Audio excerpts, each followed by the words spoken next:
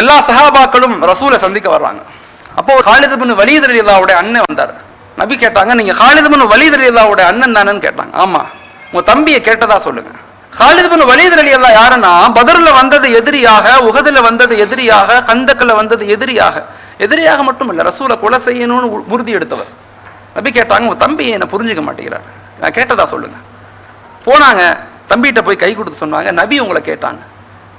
Mohammed sir என்ன கேட்டாங்களா? ஆமா, உங்களை தான் கேட்டாங்க, உங்களை விசாரிச்சாங்க. அழுதாரு.